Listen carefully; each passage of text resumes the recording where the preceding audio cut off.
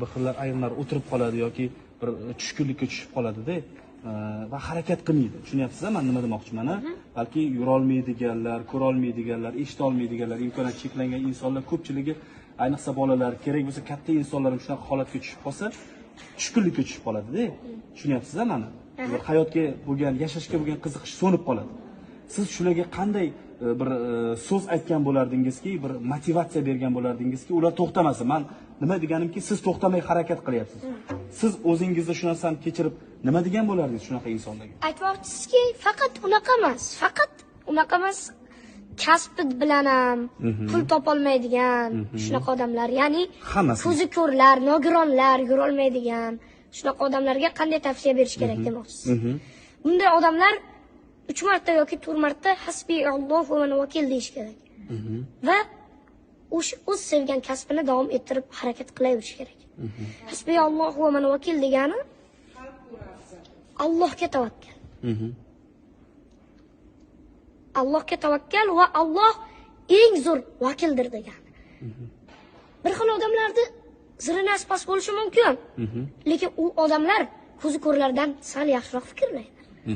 Qalb ko'zi bilan oddiy ko'zni qanday farqi bor? Oddiy ko'z ba'zan insonni aldab qo'yadi, boylik bilan, dunyo bilan. Faqat oddiy ko'z bilan ko'raverish insonni boyliklarga qiziqtirib boradi. Lekin qalb ko'zi bilan ko'rgan inson hech qachon adashmaydi. Qalb ko'zi bilan Allohning aytgan so'zlarini o'ylaymiz, tinglaymiz, Qur'on tinglaymiz. Keyin qalb ko'zi unday buyurmaydi-da dunyoga. Qalb ko'zi oxiratga buyuradi. Masalan, oddiy ko'z insonni boylikka qiziqtiradi, dunyoga, tillolarga, unday nima desam, zebu zinatlarni ko'rasiz. Ha, mana zebu zinatlar, ha, mana boyliklar, men hammadan zo'rman. Men hammadan boyman deb kibrlanib maqtanib ketadi ba'zan insonlar ko'zi bilan boylikni ko'rib, lekin qalb ko'zi bilan o'ylagan inson o'ylab ko'radi. Bu boylik o'tkinchi-ku, bu dunyo o'tkinchi-ku deb o'ylab ko'radi. Shuning uchun ham oddiy ko'z bilan qalb ko'zini farqi shunda. Va hasbi Alloh va man vakil deb harakat qilavergan odam hech qachon adashmaydi. Jahongir, katta rahmat sizga. Ayrim sog'lom, hamma narsasi yetarli, to'rtmucha sog' insonlarga bir juda ham yaxshi fikr aytdingiz.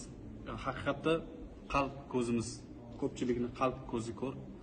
Qalb ko'zlarimiz ochilsin iloyim. Hammani iymonga, yaxshilikka chorlayligi.